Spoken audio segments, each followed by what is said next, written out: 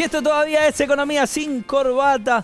Estamos recordando el no al ALCA. 10 años de aquel no al ALCA, esa gesta histórica frente a la propuesta de Estados Unidos de hacer en toda América un tratado de libre comercio. Y vamos ahora al próximo informe para hablar de este tema. Dos periodistas muy importantes, Juan Carg y Martín Granovsky. Que atención, mañana acá en la televisión pública hay un documental especial, un informe, un gran programa sobre el no al ALCA, presentado justamente por Martín Granovsky. Ahora vemos el informe.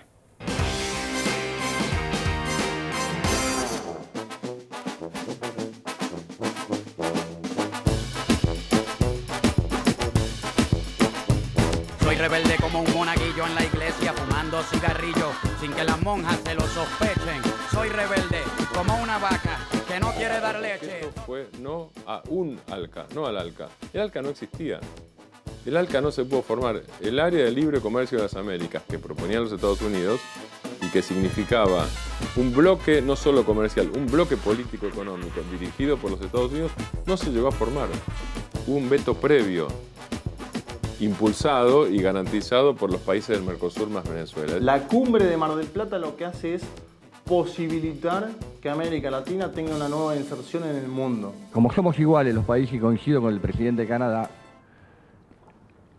y voy a utilizar un término muy argentino, patotear por una simple mayoría ideas que tienen que ver tanto con la vida de nuestros pueblos, es una cuestión absurda, casi anticultural, y muy poco ayuda a la convivencia de todos los pueblos y la convivencia democrática de todos. Esto se planificó.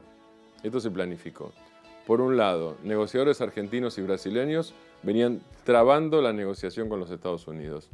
Lula fue si se quiere, el combatiente silencioso de aquella cumbre, ¿no? Porque uno tenía las voces estridentes de Hugo Chávez, con su personalidad tan fuerte, de Néstor Kirchner, que era nada menos que el anfitrión, y sin lugar a dudas Lula jugó un papel, si se quiere, más silencioso, pero de igual poderío en la toma final de decisiones. Nosotros no permitiríamos que el ALCA se implantara en América del Sur y que iríamos a construir nuestra propia forma de organizar nuestro comercio y nuestro desarrollo. Normalmente las cumbres o terminan a nivel de negociadores técnicos o terminan a nivel de ministros. Digo, terminan sustancial. Después vienen los presidentes y por la galería firman, sonríen, se sacan la foto, por ahí discuten algunas cosas. Los presidentes se matan solo cara a cara. Es muy difícil que se maten crudamente en términos multilaterales, sobre todo cuando estamos hablando de 34 países. Eso no pasa habitualmente. Esto es una gran rareza histórica de la cumbre, una enorme rareza histórica.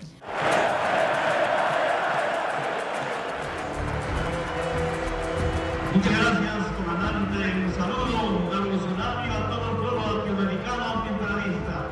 Suerte, que siga esta gran lucha para liberar a Latinoamérica. Muchas gracias. Evo Morales no era presidente todavía. Evo Morales llega en noviembre del 2005 a la Argentina y va a la Cumbre de los Pueblos, al Estadio de Mar del Plata, después de viajar en el tren. Y Evo dice, teníamos pueblos rebeldes, pero no teníamos presidentes rebeldes. Había algunos, dice. Estaba Fidel, estaba Chávez, pero estaban lejos. Y yo tenía miedo, cuenta Evo. Porque yo, si ganaba en Bolivia, ¿qué hacía? Dice, cuando vi cómo terminó el ALCA, dije, estamos protegidos. Nosotros respetamos el libre comercio. Bien decía Lula, no es una cuestión ideológica esto, pero el libre comercio no va a solucionar nuestros problemas de empleo, ni de pobreza, ni de miseria. Olvídense de eso, los que todavía creen en ese cuento. Fox, entre los que querían el ALCA, la expone sin vueltas. Y Fox dice en algún momento, es más o menos, no me traten de tarado, no lo dice así, pero casi, si nosotros no sacamos ahora una declaración, en 2 años esto se muere. Si no existe ese amor o no existe ese sí a mi propuesta de matrimonio, pues seguiré insistiendo y seguiré haciéndole más el amor a Mercosur y más el amor al ALCA. Fox la tenía clara. El tema es que aquí Fox la tenía clara por un lado y del otro lado también Mercosur más Venezuela la tenía clara porque en un momento Néstor, que era el anfitrión y que entonces no podía expresar él la posición, sino que tenía que ir dando la palabra, dice, bueno, lo único que está claro, y lo cita Tabaré, lo único que está claro, como dijo el presidente de Uruguay, es que el único consenso es el disenso. obtener lo que dijo el presidente Tabaré Vázquez con tanta claridad, que en algo estamos de acuerdo en este tema, que es el disenso. Tenemos dos posturas diferentes, y no es nada malo, es muy bueno. La uniformidad hace mucho daño. No es el debate solo sobre un área de libre comercio, es el debate sobre en qué condiciones va a vivir la mayoría de un pueblo durante años. Y América Latina puede decir que creció, que distribuyó mejor, gracias a que le dijo en aquel entonces que no al ALCA.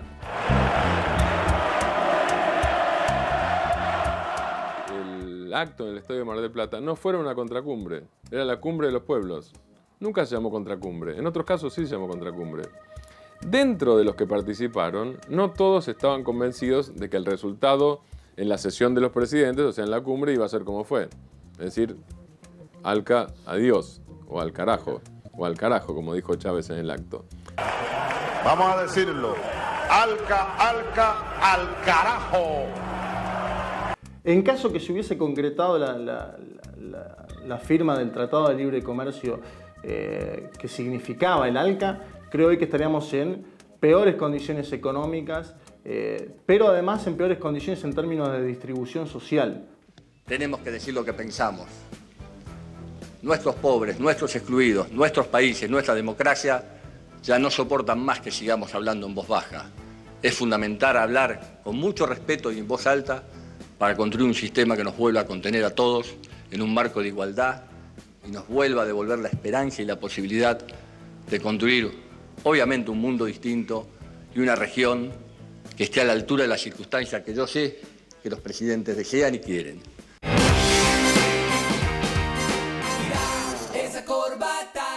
Sergio, mencionaba allí Martín Granowski la Cumbre de los Pueblos.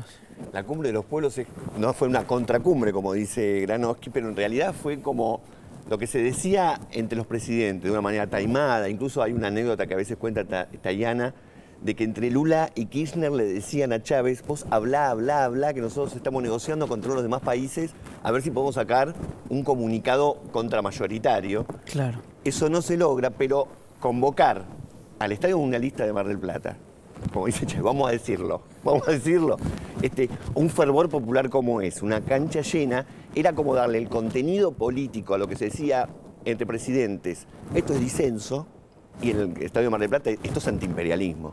Es como el fondo político popular, la contraparte de lo que entre los presidentes era una negociación en la que no se quería ir muy a full para no asustar a algunos países que todavía estaban dudando. Claro.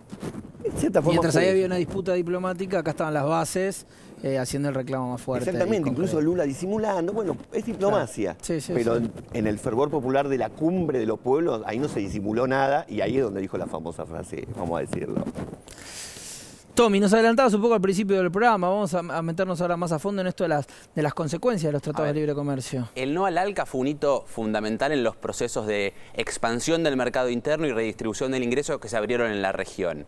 Le permitió sostenerse y impulsarse sin tener las consecuencias. O sea, pero tampoco, como mencionaba José, tampoco permitió profundizar la integración. Digamos, todas las iniciativas vinculadas al Banco del Sur, al Fondo Latinoamericano de Reservas o a proyectos comunes de infraestructura no pudieron avanzar como se esperaba o se deseaba. Ahora, lo que sí hizo fue frenar acuerdos de libre comercio que hubieran amputado literalmente herramientas fundamentales que los países desarrollados utilizaron para estar donde están ahora.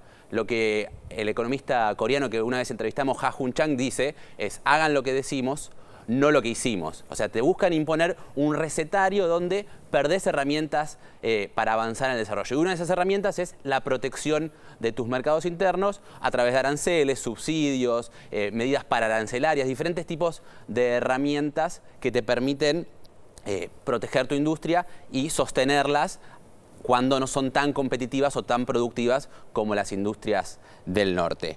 Y el ejemplo que yo quiero dar, que por ahí José no avanzaba, decía que hay mucha discusión sobre el Tratado de Libre Comercio de América del Norte que firmaron entre Canadá, Estados Unidos y México, es el caso de México. Es cierto que no es contundente, uno no ve que México se destruye con la firma de este acuerdo en 1994. De hecho, el proceso de liberalización mexicano, de apertura irrestricta, empieza, como también sucedió en la Argentina, en los años 80. Y desde ahí ya se empezaron a ver las consecuencias, la desindustrialización que ese proceso llevó. Y tengo un par de datos para mostrarte desde la firma del acuerdo de 1994 hasta 2014, hasta el año pasado, digamos, cómo el Tratado de Libre Comercio, el NAFTA, como por sus siglas en inglés, erosionó la capacidad de desarrollo de México. En ese periodo, en esos 20 años, en esas 2 décadas, sobre 20 países latinoamericanos, México fue el país que creció en el lugar 18, o sea, el antepenúltimo país de los que menos creció.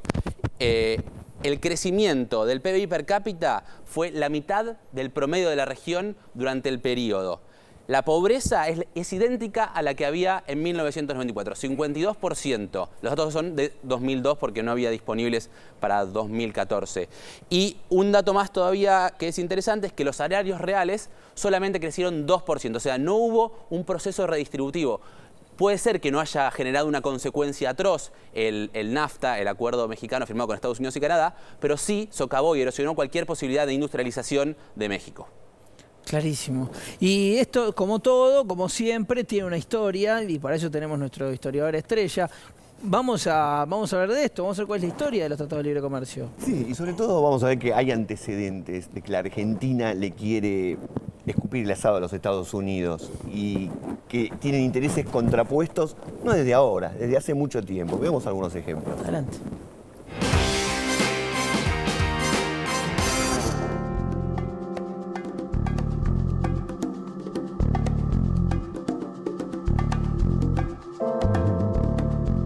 Una década pasó desde aquella cumbre de las Américas, en la que el trabajo conjunto de los presidentes Néstor Kirchner, Lula da Silva y Hugo Chávez frustró el intento norteamericano de imponer el ALCA.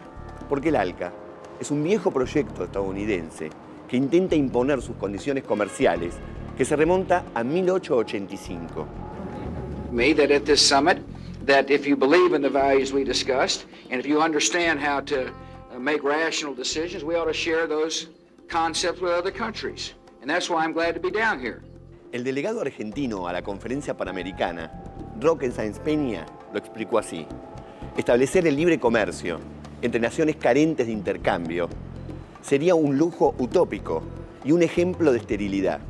Y allí mismo, el cubano José Martí advirtió que sería necesaria una segunda independencia de América Latina, esta vez para salvarla de los Estados Unidos. Termino con el alma, con la frase de Martí. Llegó la hora de la segunda independencia de los pueblos de la América. Los tratados entre países sudamericanos tampoco son cosa de los últimos años. Ya en 1925 firmaron un pacto Argentina, Brasil y Chile de cooperación comercial y defensa militar frente a la creciente amenaza del poderío norteamericano. El pacto se llamó ABC en referencia a las iniciales de cada uno de los 3 países y pretendió poner fin a la carrera armamentista que estaban protagonizando Argentina y Brasil.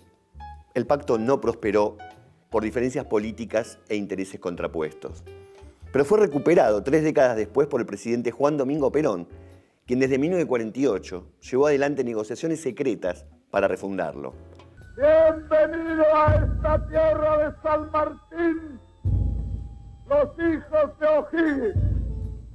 Nos traen el abrazo de los hermanos chilenos que nosotros hemos declarado ya hace tiempo como compatriotas de los argentinos. Un acuerdo que quedó para siempre en los libros de historia es el famoso pacto Roca-Runciman, firmado entre los gobiernos de Argentina y Gran Bretaña. El contexto no era de lo mejor. Desde la crisis de 1930, Gran Bretaña decidió restringir sus vínculos comerciales a sus colonias y a los países de la Commonwealth, lo que puso a la Argentina ante la difícil situación de poder perder a su principal comprador. Ante semejante riesgo, decidió ofrecerle a Inglaterra ventajas comerciales inauditas a cambio de que siga comprando productos argentinos.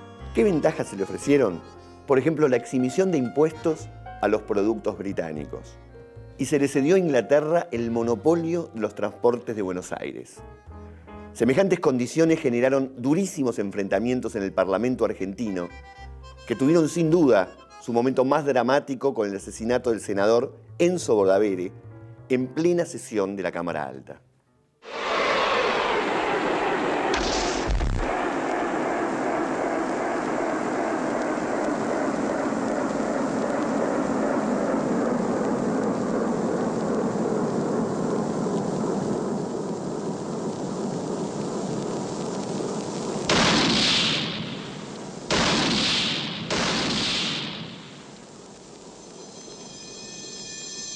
Casi 60 años después, el Mercosur volvió a unir a la Argentina y Brasil en un nuevo acuerdo comercial durante el gobierno de Alfonsín.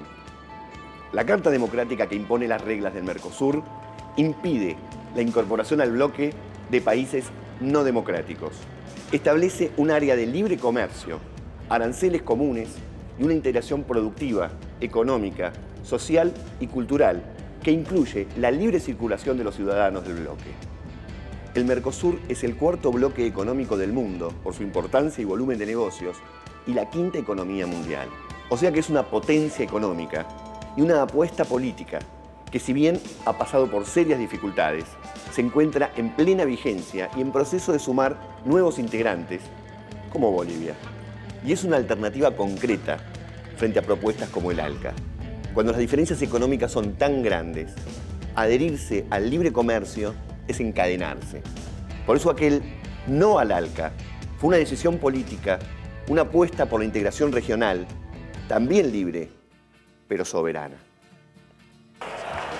Vamos a decirlo. ALCA, ALCA, al carajo. ALCA, ALCA, al carajo.